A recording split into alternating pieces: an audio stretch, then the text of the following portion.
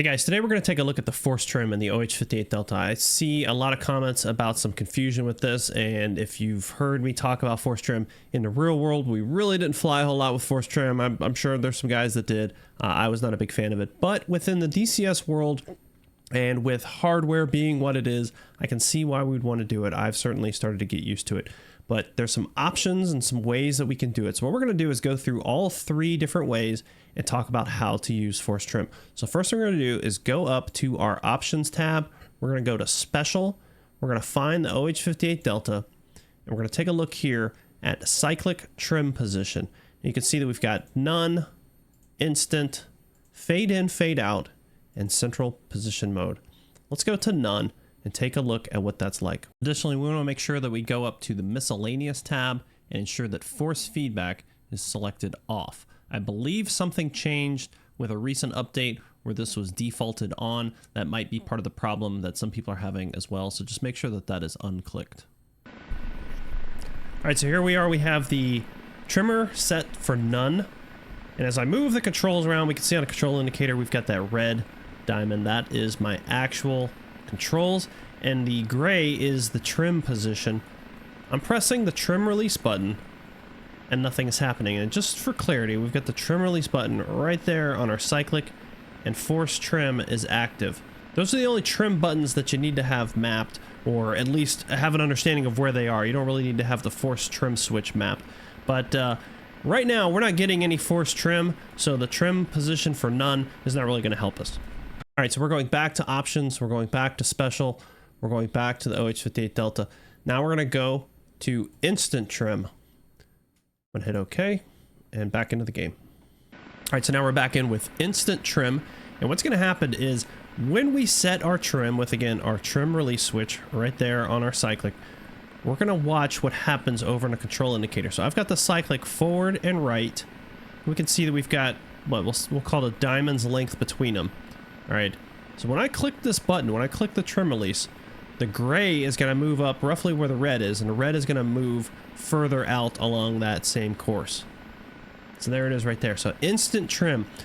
So it's immediately going to where we had the stick position. Now this is a problem because if we're flying around, suddenly our stick is way out here. We had this much deflection, and now we have this much deflection instantly, hence instant trim. So this is a bit of a problem and might be screwing some people up. So let's take a look at it in flight. Also, I recommend, highly recommend, that you go ahead and map the trimmer reset button. That's not a real thing in the controls in the aircraft. It's something that's within DCS, and I highly recommend that you have that mapped, because if you land with the aircraft trimmed out like this one is, which I could land like this no problem, but when I go to bring in some power, it's automatically going to bring that nose forward in a way that I don't want. Okay, so that can be very dangerous. So go ahead and just have that trim reset. And now what we're going to do is just go ahead and take off, and we'll use, this is a terrible takeoff, we're going to use the instant trim. So I've got the cyclic pushed forward pretty far because I need to pick up some speed. So I'm going to hit that trim button, and immediately the nose is going to come back further because my stick is instantly pushed even further than I wanted it to be. Now this is completely flyable, but what you have to do is anticipate that movement. And what I'm doing is I'm trimming it and then immediately moving my stick back to take out some of that extra oomph that I'm getting from the instant trim. So I've got it. I'm going to pull my stick back just because my nose is a little bit too far down. I'm going to click that trimmer, and then I'm just kind of like balancing that gray, trying to find it in the right spot. And I'm not really paying attention to that indicator screen. I don't even fly with that up. I'm just showing that for you guys, but I'm just kind of moving stuff around until I get the aircraft where I want. So this is not a terrible way of doing it. Again, I have a Gunfighter III on a long extension. This may or may not work for you depending on your hardware setup. So just keep that in mind, that your hardware setup is going to have a huge impact on how these different modes work for you. But this one works fine. You just got to make a lot of adjustments and just be conscious that you're getting that full deflection immediately. All right, so let's take a look at another one. All right, so back to options, back to special, back to OH-58 Delta. We're going to jump on down to central trimmer position and back into game. All right, so now we have central trim position, and once again, looking over at our control indicator, we can see that we've got the motion of the red and the X is not following it. Once we click that trimmer, it should jump over to where we are. So I'm going to click the trimmer now. And that's pretty good. The X moves right to where my controls are. Here's the problem. I'm moving my controls right now. You don't see that in game. I've got my joystick all the way over to the right as far as it'll go. Now I'm sliding it back. It's all the way up into my crotch, all the way over to the left. I've done an entire circle around the base, and that hasn't moved because in central trimmer, nothing is going to happen until it detects that your controls have gone back to center, right? Hence the name, central trimmer. So now I've got full motion and I can reset the trim. But once I'm moving my control stick once again, I've got to bring it back to center. This is a problem for me. I don't like to fly like this because I'm moving my controls all around dynamically and I'm only getting a little bit of control input here, and I don't like that. So I'm going to reset my trim. I'm going to take off. And we're going to try to fly like that. Now look, some of you use this technique, you like it, that's fine. I'm not saying that it's wrong. It's just not right for me. It may not be right for you. I just want you to understand what's actually happening. So I've got the stick forward now. I'm uncomfortable because I've got strong cams, I've got strong springs, but I want to keep this right here. So I'm going to click the trimmer and it's trimmed out for this. So that's great. I can bring the stick back. Everything's nice and comfortable. So this is fine in sort of benign flying where I'm just kind of getting things set up. It's when I start acting dynamically is when we have a problem. When I start having to do things. Right now I'm moving my stick. Nothing's happening because I got to bring it back to center. And now I get all wobbly. And we explode, right? Because I don't have time in that sort of dynamic environment to bring my stick back to center. All right, back to special, back to OH-58 Delta, and we're going to drop into fade in, fade out. Now over here we've got force feedback strength. I believe this is for an actual force feedback. I've played with it. It doesn't have any effect. Obviously, I don't have a force feedback system, so it shouldn't do anything, but I did want to play with it and just make sure that it didn't have any sort of effect. All right, so now we're going to look at that fade in, fade out, and this may be the bell of the ball when it comes to force trim. Bring up my control window. All right, once again, the red is moving with the controls.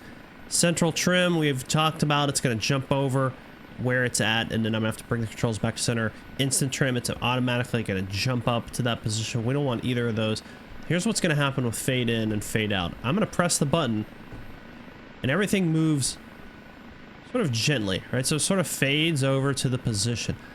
This is sort of that sweet spot between instant trim and center trim, I guess you could say, because yeah, we're still getting that deflection, but we're having time to adjust to it. So what I'm going to do is I'm going to press the trimmer and then I'm just going to release my stick and let's see what happens. All right, so they sort of like meet in the middle of the corner. It sort of matches up a little bit.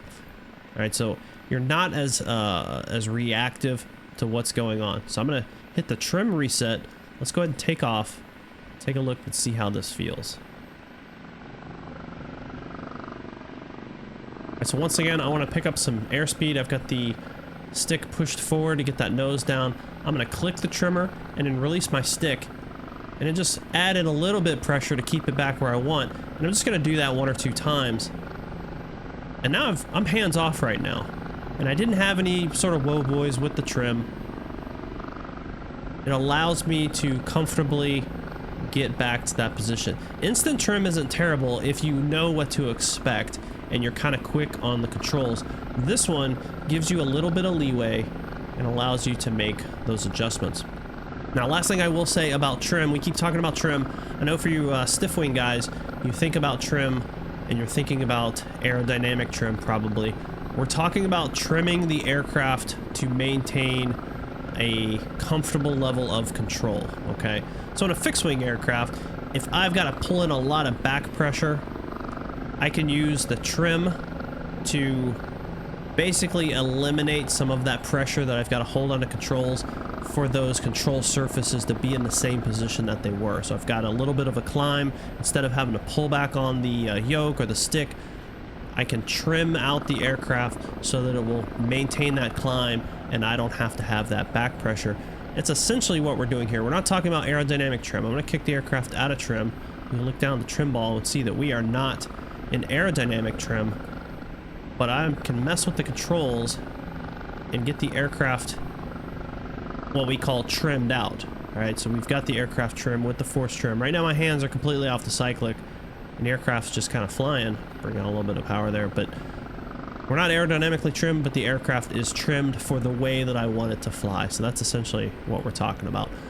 So anyhow, hopefully this helps alleviate some of the issues I've seen with force trim. You know, look, it's going to take some practice.